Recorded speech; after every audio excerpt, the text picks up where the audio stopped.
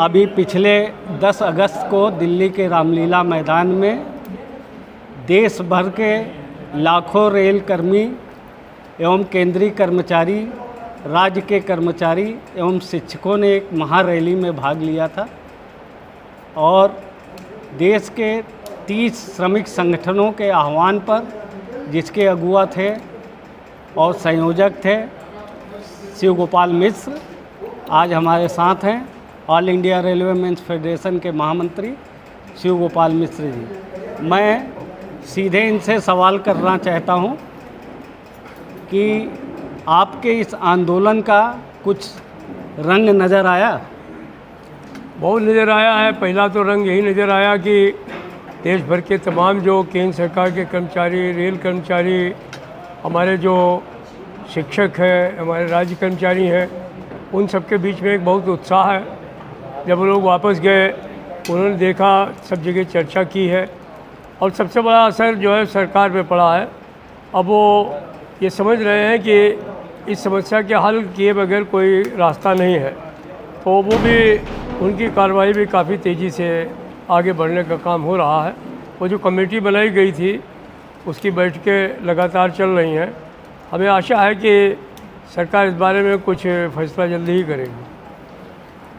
मिश्रा जी, एक सवाल आता है, कई लोगों ने हमसे यूट्यूब पे पूछा, मेरे चैनल पे, कि जब ये एनपीएस लागू हुआ उस समय आप लोगों में इतनी तीव्रता नहीं थी, इतनी तेज़ी नहीं थी, ऐसा क्यों?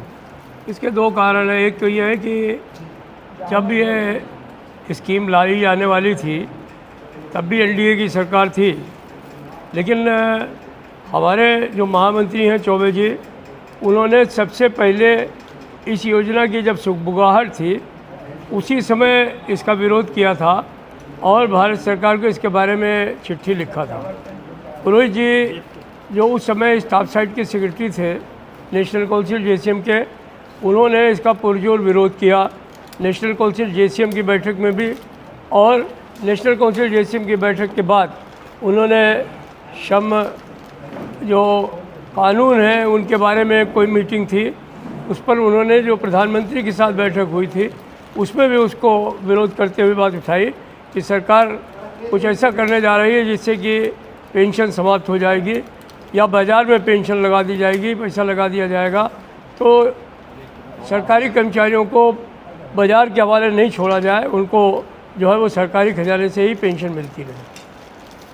अभी पिछले दिनों हिमाचल प्रदेश और कर्नाटक प्रदेश में विधानसभा के चुनाव हुए, जिसमें वहाँ के कर्मचारियों की मुख्य मांगे थी ओपीएस बहाल करो, और कहा जाता है कि इस बिना पे वहाँ पे सरकार जो है पलट गई। क्या मिश्रा जी, अभी 3 प्रदेशों के चुनाव हैं, छत्तीसगढ़, राजस्थान और मध्य प्रदेश, कहीं आपकी ये रैली उस ओर राजनीतिक संकेत तो नहीं कर रही है कि ओपीएस लागू करो? मुझे नहीं मालूम है कि राजनीतिक संकेत कर रही है या नहीं कर रही है, लेकिन आप हमारे 10 अगस्त की रैली में मौजूद थे और जिस तेज़ी से बच्चे से लेकर के बुज़ुर्ग तक जो वहाँ थे सब नारा लगा रहे थे कि जो पुरानी पेंशन बहाल करेगा वही देश पर राज करेगा। अगर ये नारा है तो ये राजनीतिक है या गैर राजनीतिक है, ये समझने का विषय है। सरकार ज़रूर समझ रही है कि अगर वो पेंशन बहाल नहीं करेगी तो सरकार जाने का भरपूर खतरा है। इसके लिए मध्य प्रदेश जो है वो एक लिटमस टेस्ट होगा। मैं समझता हूँ कि मध्य प्रदेश के सरकारी कर्मचारी, शिक्षक काफ़ी नाराज़ हैं, हालांकि उनके प्रदर्शनों पर रोक लगाई गई है। अभी 21 तारीख को वहाँ के शिक्षक और कर्मचारी मिलकर के भोपाल में रैली करने वाले थे, मैं भी उसमें शामिल होने वाला था, तो उसकी परमिशन को कैंसिल कर दिया गया। अब वो लोग ज़िले ज़िले में प्रदर्शन कर रहे हैं, गांव-गांव में प्रचार कर रहे हैं कि हमारी पेंशन अगर जाएगी तो निश्चित तौर पर हम उसी सरकार को बनने का मौका देंगे जो पेंशन बहाल करने का काम करेगी।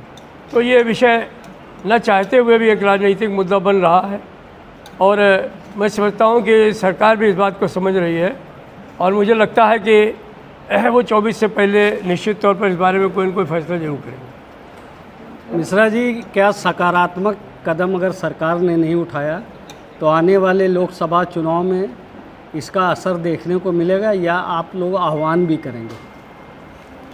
देखिए, उससे पहले, चुनाव से पहले हम लोगों ने फैसला किया है कि हम 21-22 नवंबर को देश भर में जो इंडस्ट्रियल डिस्प्यूट एक्ट में लोग आते हैं, आईडी एक्ट में आते हैं, वो लोग हड़ताल के लिए बैलेट लेंगे। रेलवे उनमें से एक है, प्रतिरक्षा विभाग उसमें से एक है, कारखाने उनमें से एक है।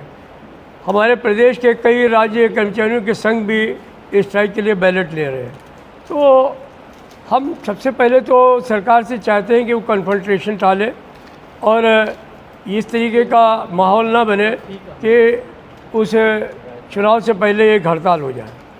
मुझे लगता है कि सरकार इस टकराव को टालने की कोशिश करेगी और हड़ताल पर जाने से रोकेगी। अगर सरकार नहीं मानेगी तो निश्चित तौर पर देश के अंदर एक इतनी बड़ी हड़ताल होगी जिसकी आज तक किसी ने कल्पना नहीं की होगी। आपने देखा कि उस दिन जो रैली हुई उसके बारे में वो बाबू खान, जो वहाँ का 92 साल का व्यक्ति है, उसने कहा भैया ये तो जवाहरलाल नेहरू से भी बड़ी रैली हो गई, ये तो केजरीवाल से भी बड़ी रैली हो गई। तो वहाँ के जो लोग हैं वो समझ रहे हैं कि लोगों के अंदर कितना जोश है, बच्चों के अंदर कितना जोश है। और जब भी देश में परिवर्तन आया है वो युवाओं ने परिवर्तन लाने का काम किया है। आज युवा इतना आक्रोशित है कि वो निश्चित तौर पर अपनी पुरानी पेंशन बहाल कराने के लिए यहीं पर नहीं रुकेगा।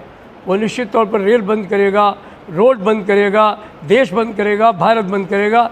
सरकार को इस बात के लिए मजबूर करेगा कि वो पुरानी पेंशन बहाल कराने का काम करे। ये थे श्री शिव गोपाल मिश्र, जो मीडिया चर्चा पे मुझसे बात कर रहे थे। और देश के युवा कर्मचारी जो हैं बहुत आशान्वित हैं श्री मिश्र से।